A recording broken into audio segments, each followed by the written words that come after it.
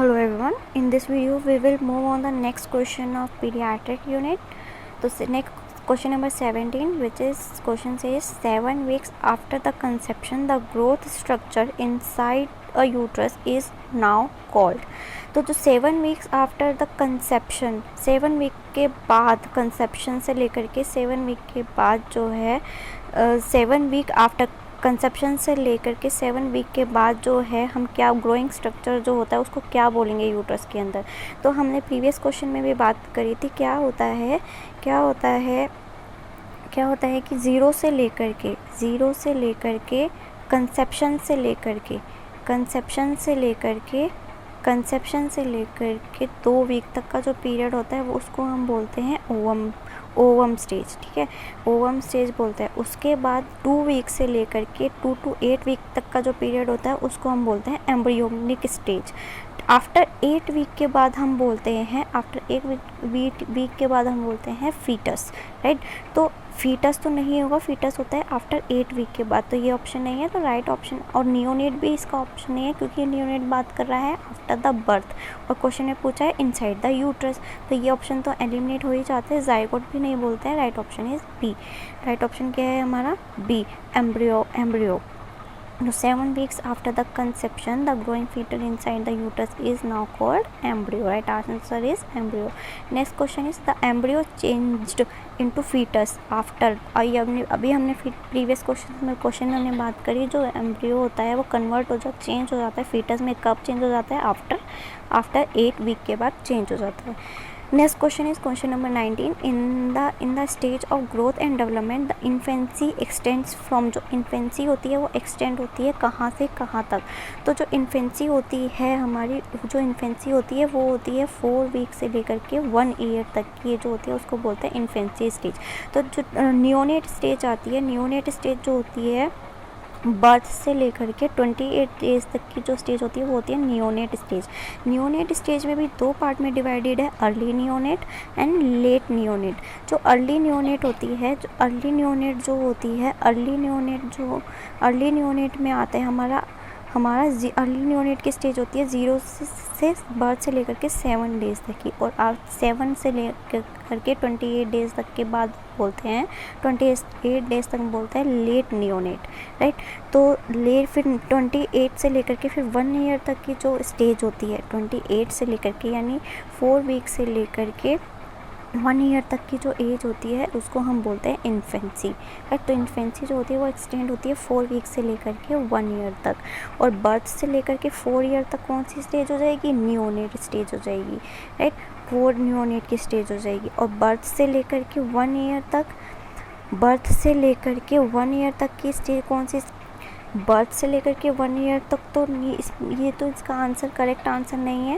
Right, तो third option, fourth option क्या है? 1 से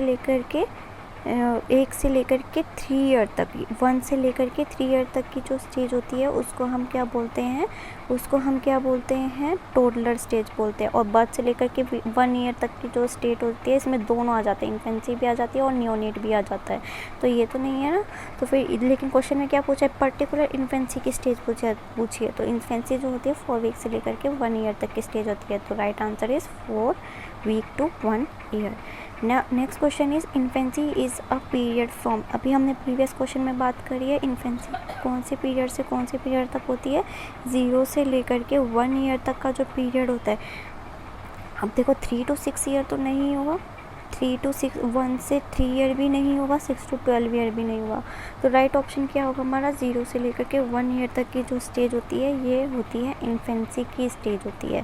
राइट, कौन सी स्टेज होती है? इन्फेंसी की स्टेज होती है. नेक्स्ट क्वेश्चन है the term toddler refers to. Toddler की स्टेज कहाँ से कहाँ तक की होती है? 1 ईयर से लेकर के 3 साल तक की जो स्टेज होती है ये कौन सी स्टेज होती है? टोडलर स्टेज होती है. जो 3 to 6 ईयर तक की स्टेज होती है ये होती है प्री स्कूलर स्टेज होती है. Pre Schuler stage. राइट, तो जो टोडलर की स्टेज कौन सी होती है? 1 ईयर से लेकर के 3 ईयर्स तक की जो स्टेज होती है वो होती है toddler stage. Next question is pre Schuler, pre adolescent. जो प्री एडोलोसेंट एज जो होती है वो होती है 12 से लेकर के 12 to 14 ईयर तक की जो एज होती है 12 to 14 ईयर तक की जो एज होती है वो होती है हमारी, उसको बोलते हैं प्री एडोलेसेंट स्टेज। तो जो एडोलेसेंट स्टेज होती है, एडोलेसेंट स्टेज को pre pubescent and pre adolescent stage भी बोलते हैं और लेट चाइल्ड भी बोलते हैं, राइट। तो ये जो लेट चाइल्ड या प्री एडोलेसेंट जो होते हैं, ये गर्ल्स के अंदर इसकी एज होती है 10 to 12 ईयर्स गर्ल्स के अंदर, और बॉयज़ की हम बात करें तो 12 to 14 ईयर्स जो होती है वो बॉयज़ की होती है। अगर हम प्यूबरेसेंट की बात करें तो प्यूबर्टी जो होती है वो गर्ल्स में आती है 12 to 14 ईयर्स में, और मेल में आती है 14 to 16 ईयर्स में बॉयज़ के अंदर। पोस्ट प्यूबरेसेंट की बात करें तो गर्ल्स के अंदर आती है 14 to 18 ईयर्स में, और बॉय की बात करें तो 16 to 20 ईयर्स के अंदर, राइट। नेक्स्ट क्वेश्चन है question number 23। Total blood volume of a newborn at birth के टाइम पर जो टोटल ब्लड वॉल्यूम होता है न्यूबॉर्न के अंदर वो कितना होता है? वो होता है फ्रेंड्स 80 ml पर kg जो होता है टोटल ब्लड वॉल्यूम होता है न्यूबॉर्न में at the time of birth. Next question is which among the following hormone helps responsible for skeletal maturation of foetus के स्केलेटल मैचुरेशन में जो है कौन सा हार्मोन जो है वो हेल्प करता है? वो करता है हमारा थायरोसिन हार्मोन जो होता है वो फीटस के रेस्पॉन्सिबल होता है स्केलेटल मैचुरेशन में, राइट। नेक्स्ट क्वेश्चन है question number 25। Among these which is the best indicator for health and nutritional status of children? Best indicator कौन सा है हेल्थ एंड न्यूट्रिशनल स्टेटस के लिए बच्चों के लिए? तो वो है वेट जो है, वेट, हाइट और वेट में भी बात करें तो weight is the priority answer. Weight जो है ये बेस्ट इंडिकेटर होता है हेल्थ एंड न्यूट्रिशनल स्टेटस के लिए, स्टेटस को चेक करने के लिए बच्चों में, राइट। नेक्स्ट क्वेश्चन है the vision fully mature at the age of, जो विज़न होता है बच्चों के अंदर वो फुल्ली मेच्योर कब होता है? फ्रेंड्स ये मेच्योर होता है 6 to 7 ईयर में जो होता है विज़न जो होता है फुल्ली मेच्योर हो जाता है, राइट। नेक्स्ट क्वेश्चन है tear start to appear at which age? Tear जो होते हैं वो स्टार्ट होते हैं, कब स्टार्ट होते हैं अपीयर होने, कब स्टार्ट होते हैं? तो जो टीयर होता है, टीयर आंसू कब निकालना शुरू कर देता है बच्चा? आंसू निकालना शुरू कर देता है at the age of 2 month. 2 month की एज में बच्चे का टीयर आने स्टार्ट हो जाते हैं, टीयर अपीयर होने शुरू हो जाते हैं 2 मंथ की एज में, राइट। और जो विज़न है फुल्ली डेवलप कब होता है? 6 to 7 ईयर्स में विज़न फुल्ली डेवलप होता है, टीयर 2 मंथ में आने स्टार्ट हो जाते हैं। और जो वेट होता है ब्रेन का, न्यूनेट का जो वेट होता है, weight of brain in neonate, जो न्यूनेट के अंदर वेट का जो ब्रेन होता है वो होता है 300 to 500 gram. Weight of brain in neonate is approximately 300 to 500 gram which double. और ये जो वेट है न्यूनेट के अंदर वेट जो होगा 300 to 500 ग्राम होगा, ये जो वेट है ये डबल हो जाता है 1 साल के अंदर, राइट। नेक्स्ट क्वेश्चन है normal time of first period of reactivity after birth of a child. जो नॉर्मल टाइम होता है फर्स्ट पीरियड ऑफ रिएक्टिविटी जो होती है बर्थ के बाद चाइल्ड की, वो उसका टाइमिंग क्या होता है? तो जो फर्स्ट 6 to 8 आवर्स होते हैं बर्थ के, ये जो होता है ये फर्स्ट पीरियड ऑफ रिएक्टिविटी होता है। जो फर्स्ट पीरियड ऑफ रिएक्टिविटी किसको बोलते हैं?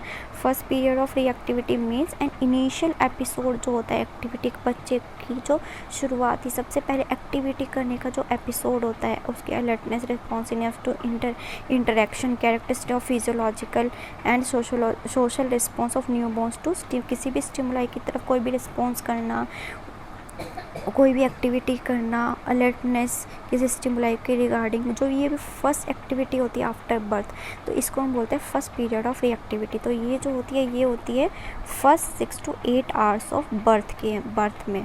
तो ये जो फर्स्ट पीरियड ऑफ रिएक्टिविटी होती है आफ्टर बर्थ बच्चे के अंदर वो होता है first 6 to 8 hour of birth. So friends, thank you for watching.